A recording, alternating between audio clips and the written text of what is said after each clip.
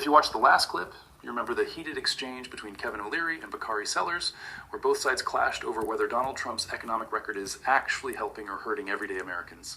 Well, that debate didn't end there, because Kevin O'Leary has now doubled down, and this time he's using one of the biggest entertainment companies in the world to back up his argument. On a recent appearance, the so-called Mr. Wonderful pointed to the Disney investor call as proof that the American consumer is thriving, because Disney executives told their shareholders that business conditions look strong. And that's where things get even more controversial, because critics say this is a perfect example of how disconnected billionaire perspectives can be from the reality facing ordinary people. Let's get straight into the video, and I will give you my thoughts towards the end. Tonight, the Trump administration is celebrating a potentially alarming trend, claiming it's a sign of consumer confidence. Trump's top economic advisor says the American consumer is, quote, really firing on all cylinders for this puzzling reason. I had the head of one of the big 5 banks in my office yesterday going through the credit card data, and just as Secretary Bessent said, credit card spending is through the roof. They're spending more on gasoline, but they're spending more on everything else, too. Today, Kevin Hassett credited Trump's no tax on tips, overtime, and Social Security policies for putting so much more money in Americans' pockets. But notably absent from that list, Trump's tariffs, which are said to have cost the average American family over $1,700. Kevin, the other Kevin, look, I'm sure that there are plenty of economic people who can make a good case for why people spending themselves into debt is a good thing for the economy, sure. But for actual American pocketbooks, when you are spending yourself on credit cards, it's usually a sign that things are not going well with your cash flow. It's very interesting what's happening, because I was listening to the Disney call, the earnings call, which is such a great index for consumers. Think about families going to theme parks, buying gasoline, buying stuff. So the Disney, this is a new CEO, it's his first call, was asked right out of the gate, because every analyst is trying to figure out where the consumer stands, have you seen a slowdown in park traffic? Remember, parks are more expensive than they've ever been, and the cost of taking your family in the car should be more expensive than ever, because it's gas $4 to $5 now. Zero change in traffic. In fact, it's up. And so what is happening to this economy that people feel confident enough to see forward to the end of whatever this volatility is, particularly on gas prices? The truth is 50% of the S&P 500 companies have absorbed the tariffs themselves by using AI to increase their margins and productivity. So the full weight of tariffs hasn't ever affected the consumer yet because of this incredible productivity enhancement, this serendipitous tool that Trump never saw coming called AI in all 11 sectors. The earnings are stunning in the S&P 500, which is the index of everybody that saves money, that is saving anything in their savings account in America, driven by the power of an economy that seems to be ignoring the conflict in the Middle East. You would think, given all of this volatility, that somehow it would affect something in America. Well, I mean, Kevin Hassett is telling us it is. Nothing yet. But Kevin Hassett is telling us, I mean, just to ask you to respond to what he said. He said Americans are spending more on credit cards, that they are not only paying more, they are paying more for things that they are buying, but they're doing so on credit cards. That's what he's saying. That's the amount that Americans are carrying on their credit card has increased. It's gone up to almost $7,000 per person. A lot of Americans are making minimum payments. The average interest rate is between 21 and 22% on whatever balance they are carrying. And then you've got the chief economic advisor to Donald Trump out there with a shit-eating grin, telling us how great it is that American debt is increasing, that the average American's debt is increasing. I just think it speaks again to this constant theme I see from this administration, which is tone deafness, right? Oh, it's just a little short-term pain. Oh, buy your daughter less dolls. Oh, it's, you know, it's worth the little pain they're feeling. Oh, it's great that they've got more credit card debt. I mean, I would say that if I'm a person who can't pay my gas, whose dollar is going a lot less far in the grocery store, who is stuck in Fort Lauderdale Airport without being able to get back home because Spirit Airlines no longer exists, I hear this guy, and I'm not happy about it. I think, and that is kind of the difference. I think that the last Anna and Kevin illustrate the difference in the way that I think many Americans are viewing it. And for a long period of time, Democrats had their head in the sand about things like the economy, inflation, particularly, and crime, right? I mean, we spent before in 2020 to 2024, talking about the messaging that Democrats didn't get right around immigration, crime, and inflation. But Kevin was articulating the fact that a Disney earnings call and people coming to the park could dictate the pulse of what average Americans were feeling. And I would argue that's not quite the case. I think most people are looking at the fact that their electricity bills are rising through the roof. I think that people elected Donald Trump so that their grocery prices would go down, and they have not seen that. I think people are talking about gas and fuel prices. I think most people are not necessarily talking about Disney per se, but instead they're talking about how to make their everyday ends meet. Of course, we are. I mean, Disney, to your point, is a luxury item. Luxury?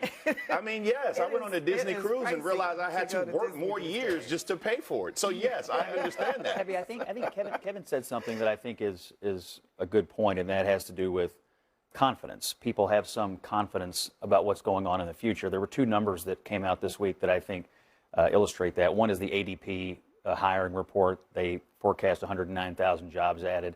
The other thing was that the U.S. hiring rate jumped to 3.5% in March, which is a 22-month high, and we're still sort of in a, what do they call, low hire, low fire, so sort of a muted turnover in the labor market. So I think there are jobs being added. People aren't worried about necessarily losing their jobs. So I think what Kevin was, maybe, I don't want to put words in your mouth, but there is a little bit of confidence among the American workforce about, hey, my job is okay, and I feel good about the future. Can I ask you both just a question? This is just a literal question. I'm kind of taking Abby's role, I guess. But how do you say that we are not necessarily losing jobs and their confidence in the job market, but yet talk about the bolstering of AI? Because a lot of the same people that we're talking about who are in these jobs that pay between minimum wage and maybe, $20 an hour, those are going to be the same jobs in the next 5 to 10 years that are going to be excommunicated because of AI. So what is the balance there, and how we loss of all jobs, and you're not seeing any new jobs that may be higher paying coming from AI? And I'll give you an example of exactly that. So people that used to look at the tops of Target stores and Walmart stores to look for every year cracks that they have to cover for insurance, that no longer is done by people going up ladders anymore. It's done by drones, and the people that fly the drones make 10 times more than the guys that went up the ladders. So what happens to the people who went up the ladders? Listen, the point is they... No. I'd like a very specific question. So what happened? So that's my point. What happens to the people who went up the ladders? They learned how to fly drones. That's what happened to them. But they we're not investing in that. They start making a lot more money. I mean, the point is, you make the assumption there's no mobility, that people are stuck in something they're doing when they're 28 or 38 years old. They're not stupid. They learn how to do new things. They're accommodating them. I'll tell you one other thing. I interviewed a CEO actually on my radio show today who is head of this company. They make semiconductors, and because of the AI, you asked about AI, because of the boom, they're now currently building an advanced manufacturing plant in Greenville, North Carolina, that will add between 400 and 600 jobs in an advanced manufacturing setting. These people make a ton of money. The only reason they're building it is because they are the backbone that goes into NVIDIA. And so when you look at the interplay across AI, you can see there is manufacturing being added in a place like North Carolina. People are going to make a ton of money. It's only because of the AI. So I think all of that is relevant. But I also think just getting back to where Americans believe the economy is, by every indication, they are pessimistic about where things are. Consumer confidence is at all-time lows. Their confidence in President Trump's handling of the economy is pretty low. And prior to now, I mean, if you look at Trump's first year in office, I keep repeating this because I think it's important to note, when we talk about tariffs, it's not just who's paying them, it's also what is the overall effect on the economy. And there were effectively net zero jobs created in his first year in office. So Trump stagnated the economy for a year. Maybe we're coming out of that now. But you can see why Americans are not so sure where this thing is headed. And then they look at gas prices, they look at a war that maybe isn't ending, and they're asking, are you focused on what you said you were going to be focused on, which is raising our incomes, lowering our prices, all of that? Well, look, one, I think the president probably recognizes that, which is why he's trying to bring some type of resolution to the conflict with Iran. I think looking at Disney's their earnings call, that's one key indicator one could look at a segment of the population to give us a tall tale in terms of how they're performing, behaving in terms of spending, et cetera. But when you look at how much does the average American have saved for an emergency, $500, $1,000, most frankly don't. And that sort of worries me. So people can iterate a little bit. They can adjust themselves to AI, et cetera. But that takes time. That doesn't happen overnight. And so for me as a conservative, I certainly want to see us focus a little bit more on making sure the American people have the skills for the jobs that you're talking about, because it will have a significant impact in the next 5 to 10 years.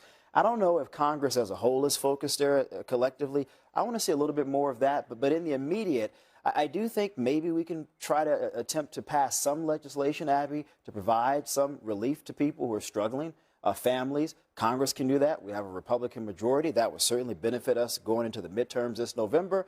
So that's sort of how I'm looking at this. Yeah, I mean, what they're doing, though, is allocating $1 billion for a ballroom. Well, for the bunker, they're doing a lot of other things that involve spending Imagine money. the Barack Obama ballroom that cost $1 billion. Well, the $1 billion is separate from the building. Spending money on many things try to that deport don't him have to to Kenya. do with affordability over in Washington. Next for us, one CEO. And that's exactly where this debate becomes even more interesting when you connect it back to the earlier exchange between Kevin O'Leary and Bakari Sellers. Because what started as a heated argument about Trump's economic record has now turned into something much bigger, a deeper disagreement about how we even define a strong economy in the first place. On one side, you have Kevin O'Leary pointing to corporate data, investor confidence, and major companies like Disney reporting strong or stable performance.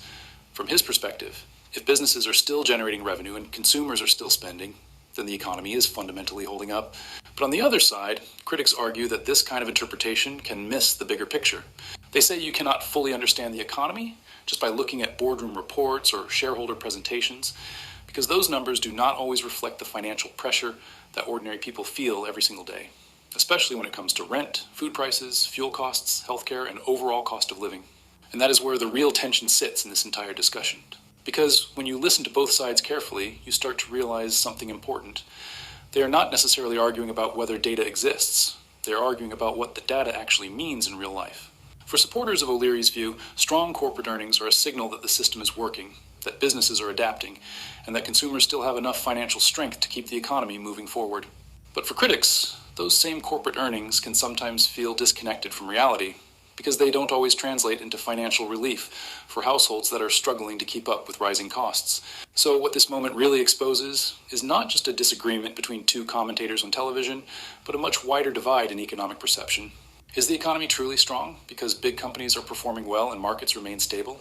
Or is the economy only truly strong when everyday families feel that stability in their own lives? That question is what keeps this debate alive. And it's exactly why clips like this spread so quickly across social media. People are not just reacting to the personalities involved, they are reacting to their own experiences and trying to see where they fit in that larger picture. And when you connect it back to the original argument between O'Leary and Sellers, it becomes clear that this is not just a one-time disagreement. It's part of an ongoing national conversation about inequality, inflation, and how economic success should actually be measured in modern society. Because at the end of the day, statistics and corporate reports can tell one story, but lived experience can sometimes tell another.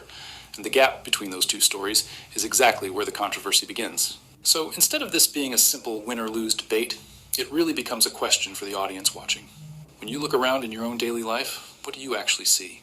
Do you see an economy that is strong and stable, or one that is still struggling under pressure that official numbers don't fully capture? That is the real discussion this clip is pointing us toward. And that is why I want to open it up to you now. Drop your opinion in the comments. Do you think Kevin O'Leary is right when he points to corporate performance as proof of a strong economy? Or do you agree with critics who say that real-life conditions tell a different story? I want to hear your thoughts, because this is exactly the kind of debate that doesn't have a simple answer. And if you found this breakdown valuable, don't forget to like the video, subscribe to Joseph Reports, and turn on notifications so you don't miss the next update.